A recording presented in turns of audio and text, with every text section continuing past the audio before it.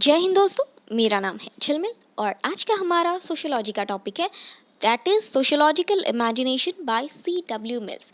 ये पहला ही चैप्टर है जो हम लोग डिस्कस कर रहे हैं, सोशियोलॉजी द डिसिप्लिन। उसी का ही एक सब टॉपिक है सोशियोलॉजिकल इमेजिनेशन। ये एक बुक था जो कि लिखा गया था बाय बहुत famous anthropologist and sociologist C.W. Mills. उनके द्वारा लिखा गया था ये बुक जिनका नाम था सोशियोलॉजिकल इमेजिनेशन, जिस बुक में उन्होंने बहुत सारे पॉइंट्स जो है हमारे इमेजिनेशंस के बेसिस पे बहुत सारे पॉइंट्स को उठाए हैं। एप्लीकेशन किस तरह से करते, पब्लिक इशू और प्राइवेट इशू को किस तरह से इंटररिलेट करते हैं, बहुत कुछ इंटरेस्टिंग जो है इस बुक में बताया गया है।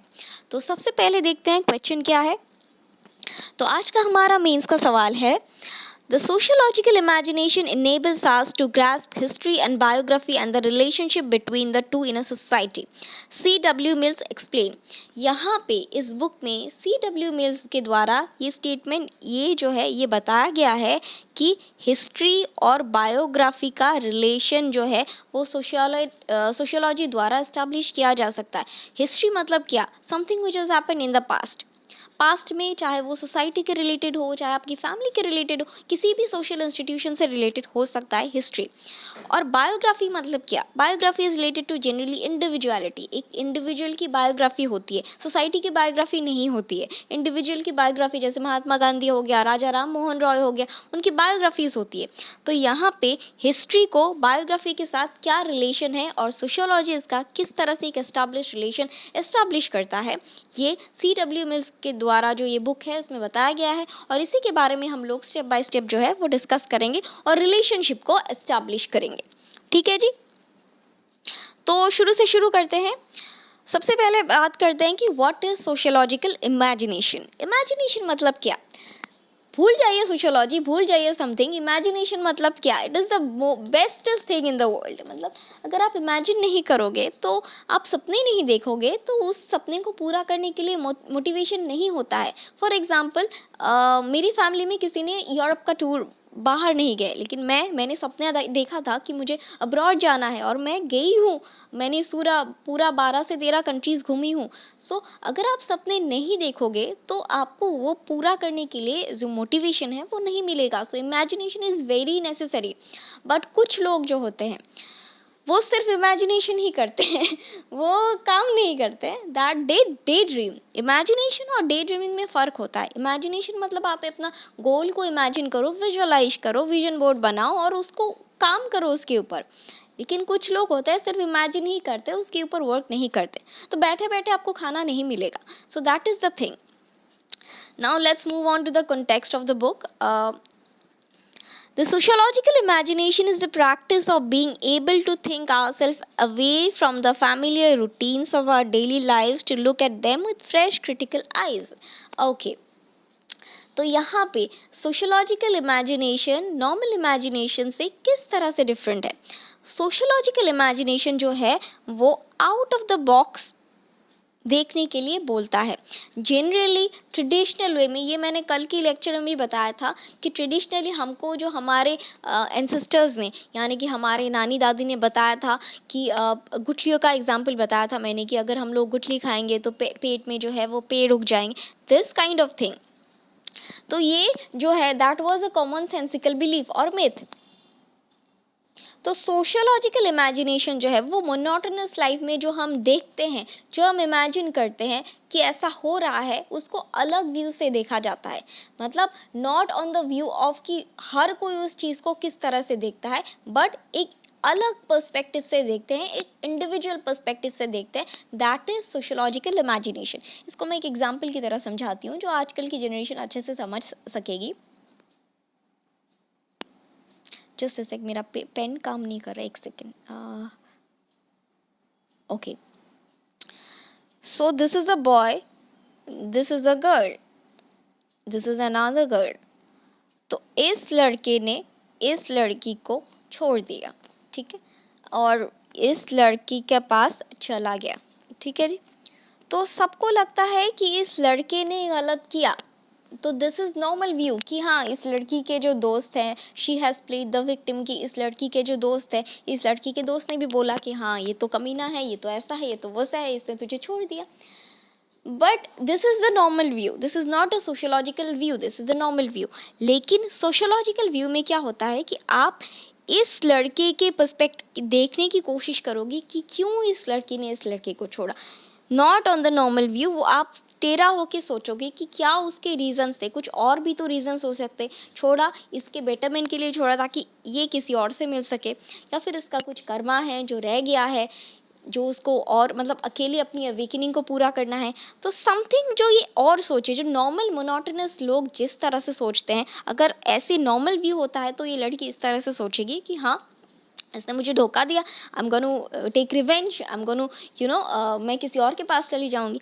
बट जो सोशोलॉजिकल थिंकिंग होता है, दैट इज समथिंग कि नहीं, this has happen because this is my karma, और now I have to do some work on my inner work. मुझे अपना ट्रांसफॉर्मेशन लाना है, इसीलिए मुझे शायद उससे थोड़ी दिन के लिए दूर ले जाया गया है.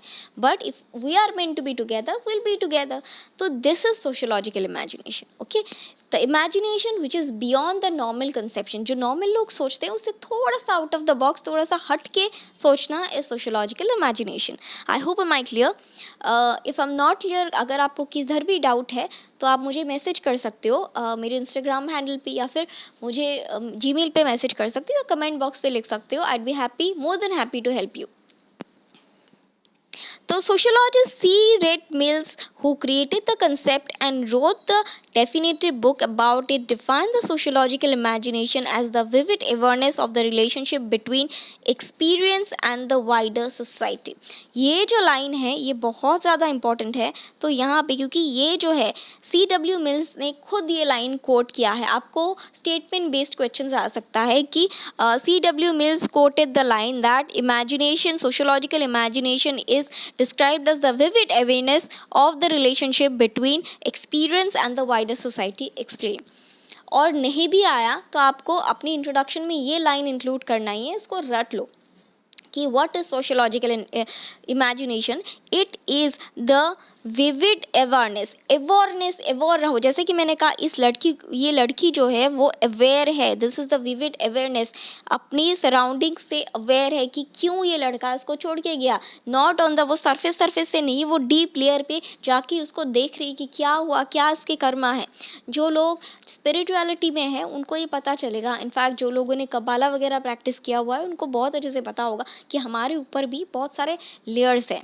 ठीक है, this is just a surface layer, जो कि हमको बस 20% नॉलेज ही है कि हम लोगों का एग्जिस्टेंस क्या है, हमारा सोल पर्पस क्या है. दैट ओनली 20 या 10% नॉलेज हमको पता है. बाकी 90% हमको नहीं पता है क्योंकि हम उस स्पिरिचुअल लेवल पे नहीं पहुँचे अभी तक.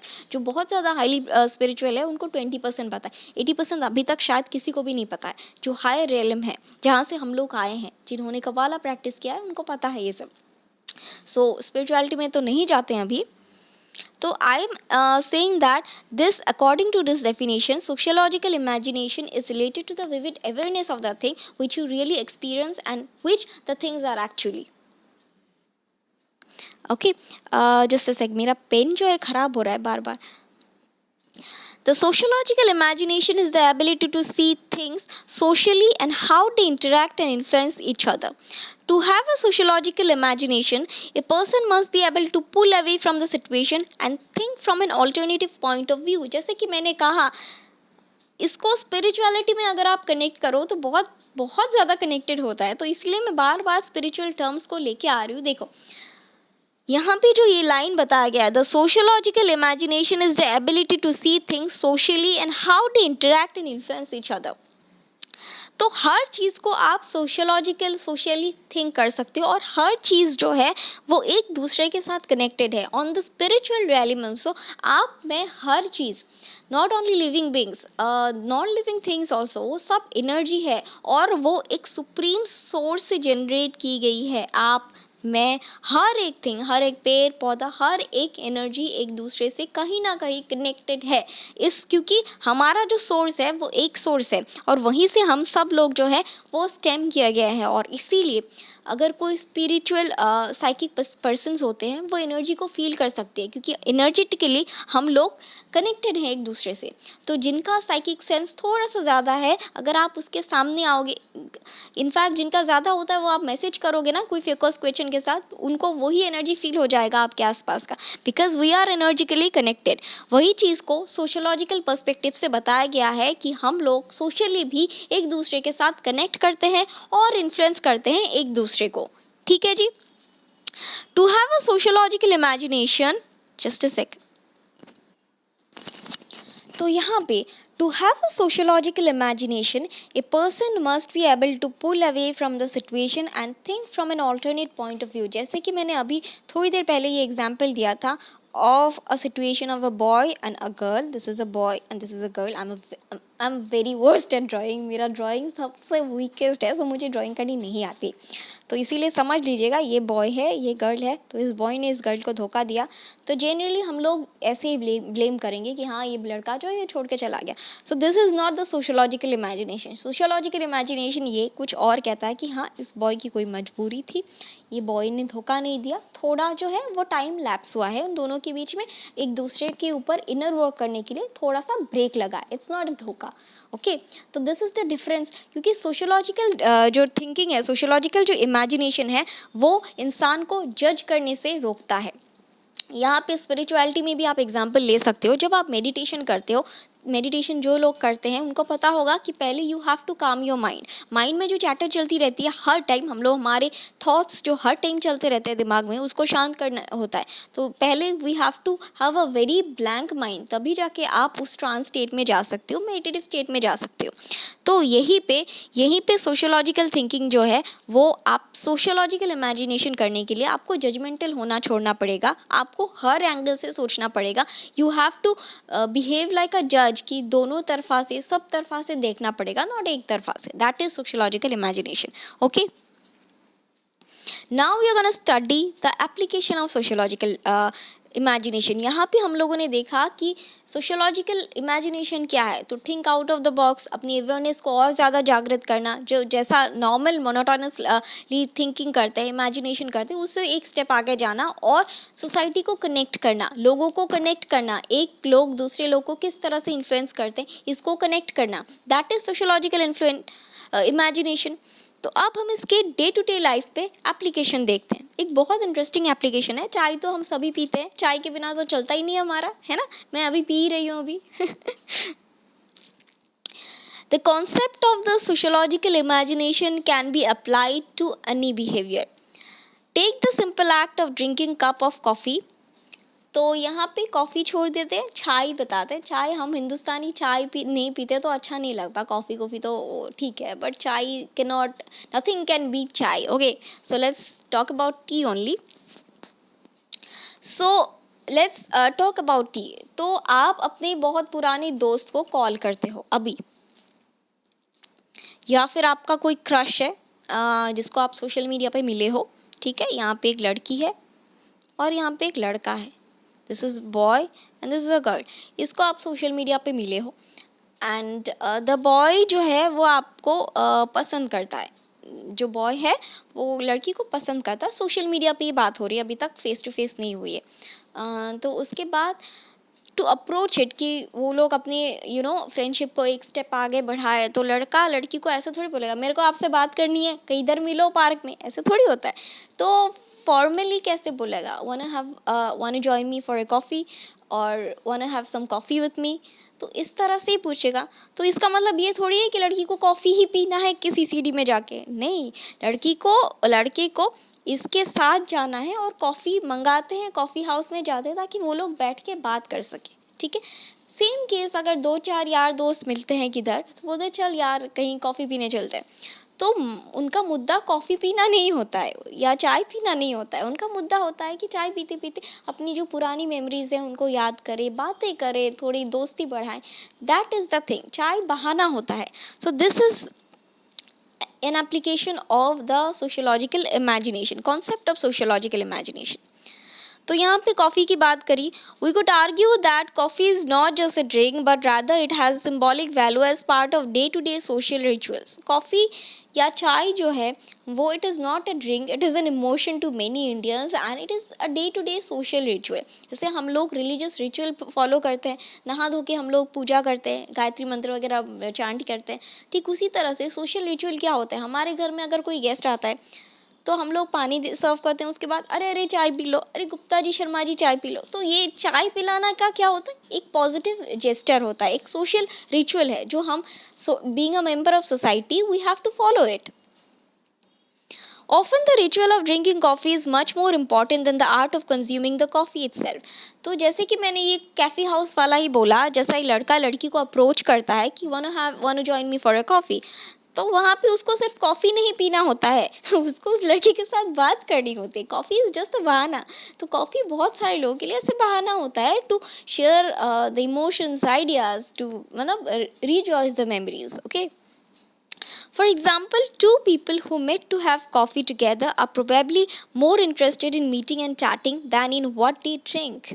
तो वहाँ पे कॉफ़ी हाउस में वो लोग जब कॉफ़ी ऑर्डर करते हैं तो they are more interested in talking, कि जैसे अभी हमने लड़का लड़की का बात करी, जब वो लड़की उससे मिलने आएगी वो लड़की ये नहीं सोचेगी अरे मैं कौन सा कॉफ़ी पीऊँ, कैपुचिनो होगा या फ़िल्टर कॉफ़ी होगा, वो ये सोच के नहीं जाएगी। वो ये सोच के जाएगी कि मैं उस लड़के से बात करूँगा, क्या हमारी रिलेशन आगे बढ़ेगी या नहीं। तो numerous thoughts would come to her mind being a girl, और लड़की के दिमाग में भी यही अप्रोच हो कि मैं उसे कैसे अप्रोच करूँगा एंड ऑल दैट। लड़का भी ये नहीं सोचेगा कि मैं कौन सा कॉफ़ी ऑर्डर करूँ, कैपुचिनो करूँ कि फ़िल्टर कॉफ़ी ऑर्डर करूँ। कॉफ़ी इज़ जस्ट अ बहाना। ओके, वहीं कुछ लोगों के लिए कॉफ़ी जो होता है वो क्या होता है, एक ड्रग की तरह काम करता है। कॉफ़ी या चाय जो है, जैसे हम सबको पता है कि उसमें कैफ़ीन इंटेक जो है वो बहुत ज़्यादा हाई होता है। ज़्यादा चाय पीने से इट इज़ काफ़ी हानिकारक होता है, कि ज़्यादा कॉफ़ी पीने से भी हानिकारक होता है, डायूरेटिक होता है, तो यूरिन आउटपुट जो है वो ज़्यादा होता है, बॉडी में पानी की कमी जो है वो कम हो जाता है। कॉफ़ी या चाय में कैफ़ीन इंटेक जो है वो बहुत ज़्यादा होता है, तो इसीलिए ओवर एक्सेसिव जो कॉफ़ी चाय पीना, इट इज़ लाइक, कॉफ़ी जो होता है वो एक एडिक्शन का तरह काम करता है। जिस तरह से आपका मार्जुआना, ड्रग्स, ये सब बैंड है, लेकिन कॉफ़ी कोई बैंड नहीं करता है, लेकिन कॉफ़ी में भी थोड़ा बहुत एडिक्टिव क्वालिटी होती है। फॉर एग्ज़ाम्पल, हमारी जो मिडिल क्लास मैन हैं, वो लोग जब ऑफिस से थके हार के आते हैं तो जब तक उनको कॉफ़ी नहीं मिलता है, मिडिल क्लास मैन का छोड़ो, मैं खुद जॉब करती हूँ, मैं जब घर आती हूँ तो मुझे जब तक चाय नहीं मिलती है तो मुझे ऐसा नहीं लगता है कि मेरा दिमाग फ्रेश हो गया है। तो it is a kind of addiction. ठीक है, तो बहुत सारे लोगों को ये होता है, ऑफिस में ही हो अगर वो बैठे रहते हैं तो चाय मोनोटोनस हो गया, 2 बार चाय तो पीनी पीनी ऑफिस में। ठीक है, तो ये जो है, जैसे यहाँ पे रब ने बना दी का राज है, ये बोल रहे तानी जी मैं ऑफिस से आ गया चाय दे दो। तो chai is a routine, social routine, कि वो लोग आएंगे ऑफिस से and they has to take chai, otherwise उनका जो है दिमाग काम नहीं करेगा। तो it is a kind of drug जिससे लोग एडिक्टेड हो जाते हैं। ठीक है, like alcohol, but though alcohol drugs and all are, उसमें थोड़ा सा प्रोहिबिटेड किया हुआ है, लेकिन कॉफ़ी कोई प्रोहिबिट नहीं करता, चाय कोई प्रोहिबिट नहीं करता, बच्चे भी पीते हैं। ठीक है जी, स्पेशली इंडिया में तो बिल्कुल नहीं, हमारे यहाँ तो चाय के बिना चलता ही नहीं है तो personal trouble and public trouble, यहाँ पे ये बहुत इंपॉर्टेंट पॉइंट है। ये जो मिल साहब है, उन्होंने पर्सनल ट्रबल और पब्लिक ट्रबल के बीच का जो रिलेशन है वो निकाला है, उसके बीच का डिफरेंस जो है वो बताया है। चलिए देखते हैं क्या क्या बताया उन्होंने। तो सोशल प्रॉब्लम जो है, तो हमारी सोसाइटी ओवरऑल सोशल प्रॉब्लम जो है वो 2 हिस्सों में बटी है, एक इज़ पर्सनल ट्रबल, दूसरा है पब्लिक इश्यूज़, मतलब personal issues and public issues, इन दोनों को मिला के ही टोटल होता है सोशल इश्यूज़। पब्लिक इश्यूज़ जो है वो होल पब्लिक को फेस करनी पड़ती है, और जो प्राइवेट इशू होता है या पर्सनल इशू जो होता है वो एक इंडिविजुअल बेस्ड होता है, वो इंडिविजुअल की बायोलॉजी बेस्ड होता है, वो भी हम लोग डिटेल में डिस्कस करते हैं। Just a sec. So the first of the terms refer to the trouble which occur only to the individual on a biographical level and their root cause can be traced within their immediate realms. इसका एक example देखते हैं। तो यहाँ पे जो first है, जो पर्सनल लेवल है, पर्सनल प्रॉब्लम है, that is based only, that occurs only on the biographic level. Biographic level मतलब बायोलॉजिकल लेवल, आपकी बॉडी के अंदर. इट इज़ नॉट मतलब बियॉन्ड आपकी बॉडी. आपकी बॉडी में कोई अगर प्रॉब्लम है, मान लीजिए आपको सर में दर्द है, आपको पेट में दर्द है, आपको लेग्स में पेन है, that is your personal problem. That this is your personal problem, none of my issue. ये होता है पर्सनल प्रॉब्लम, जो इंसान की बायोलॉजी के अंदर होता है, सिर्फ आपकी इंडिविजुअलिटी के ऊपर बेस्ड है. तो पर्सनल प्रॉब्लम को पब्लिक कैसे बनाया जाता है, किस तरह से कनेक्टेड होता है, यही अपने को इस वीडियो में साबित करना है. मैं आपको एक सिंपल सा समझाती हूँ, बाकी आप खुद अपना लिखिए. मान लीजिए आप एक ऑफिस में ईडी हो, एग्जीक्यूटिव डायरेक्टर, ठीक है. You are an ED to a government office. Okay, बहुत हाई लेवल. ईडी जो होता है एग्जीक्यूटिव डायरेक्टर होता है, आपके नीचे जो आपके सबऑर्डिनेट्स हैं, ठीक है. आपके ऑफिस में आज सीएम इंस्पेक्शन के लिए आ रहे हैं, ठीक है. लेकिन अचानक से सुबह उठ के आपको आपके सर में या फिर पेट में दर्द हो गया, बहुत ज़्यादा भयानक दर्द हो गया आपके पेट में. This is your personal issue कि आपको आपकी बॉडी में पेन हो रहा है, आप नहीं आ पा रहे हो. इससे क्या होता है, सीएम आपके ऑफिस में आ रहे हैं और आपकी जो सबऑर्डिनेट्स हैं वो भी सफ़र करेंगे, क्योंकि you are the head who use to be, मतलब आप सारे हेड सबके रिस्पॉन्सिबल हो, ठीक है. आप एक पूरा ऑफिस मैनेज कर रहे हो और आपका अगर कोई पर्सनल इशू होता है तो पूरा ऑफिस जो है वो सफ़र करेगा. So this is how a personal issue is related to a public issue. अगर आप किसी के हेड हो तो आपके अंदर सबॉर्डिनेट्स हैं. अगर आपको पर्सनल इशू भी होता है, आपको सर में दर्द हो गया और आपने छुट्टी ले लिया और उसी दिन आपका जो सीएम है वो आने लग गया ऑफिस में, या फिर कोई बहुत इंपॉर्टेंट काम है, तो आपकी वजह से वो काम हॉल्ट हो गया और बाकी जो सबॉर्डिनेट्स हैं उनका भी नुकसान हो गया. तो this is a private issue which has turned into a public issue. Okay, simple सी बात है, सिंपल सा लिखिए, इतना ताम झाम करने की ज़रूरत नहीं है, बुक में बहुत कुछ लिखा हुआ है. तो ऐसे समझिए कि पब्लिक इशू को किस तरह से प्राइवेट इशू को किस तरह से पब्लिक इशू के साथ रिलेट किया जा सकता है. That is our motive. जैसे कि मैंने बोला, what is private issue and on the contrary this is public issue, जिसमें आपका क्या होता है, सोसाइटी इन्वॉल्व होती है, पब्लिक इन्वॉल्व होती है, चाहे वो इंस्टीट्यूशन आपकी फैमिली का हो, आपके ऑफिस का हो, या फिर on the higher level political issue हो, या फिर ऑन द हायर लेवल मतलब आपके इंडिविजुअल्स के बियॉन्ड होता है. अगर कोई इन्वॉल्व होता है, दैट इज़ पब्लिक इशू. जैसे मैंने अभी ऑफिस का एग्जाम्पल दिया. Mill says in his book that though the application of sociological imagination, we can rightly place ourselves in the proper historical context and therefore understand ourselves at our lives and our lives better. तो यहाँ पे mills जो है वो ये बोलता है, through the application of sociological imagination के एप्लीकेशन के ज़रिए हम लोग जो है अपने आप को प्लेस कर सकते हैं हिस्टोरिकल कंटेक्स्ट में. तो मतलब बायोग्राफी को हिस्टोरी के साथ हम लोग कंपेयर कर सकते हैं ओनली बाय सोशोलॉजिकल इमेजिनेशन. ठीक है जी.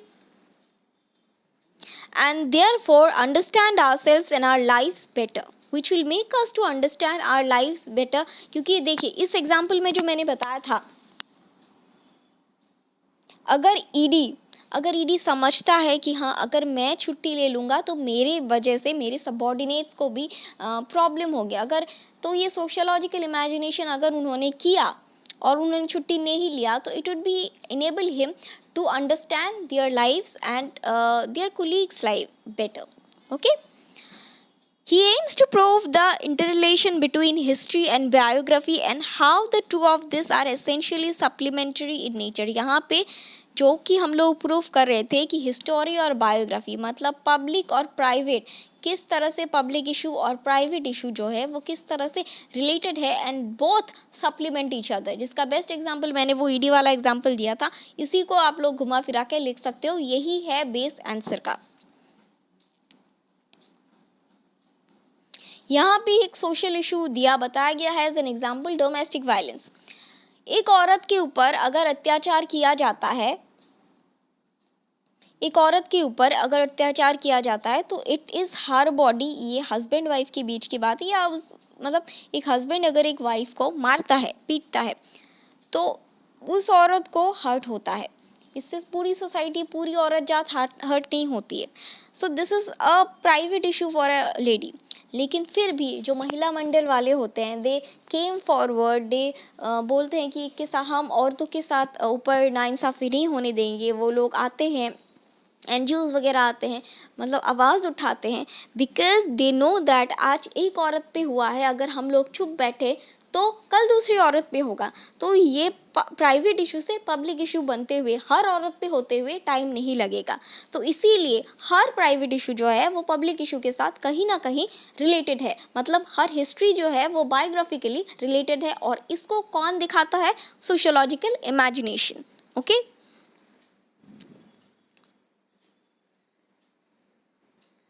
तो यहाँ पे आगे हम लोग अपनी कंक्लूजन पे, this is the primary significance of the concept of sociological imagination. It helps us not to just understand the society better but also to understand our self as entities. जैसे कि मैंने कहा, एग्जाम्पल के जरिए समझा भी दिया कि सोशियोलॉजिकल इमेजिनेशन जो है हमको सोसाइटी के साथ साथ अपनी अंदर की बुराइयों को भी झांकने में मदद करता है। तो दिस इज, आज के लिए बस इतना ही। कल फिर मिलेंगे कुछ नए लेक्चर्स के साथ। Thank you.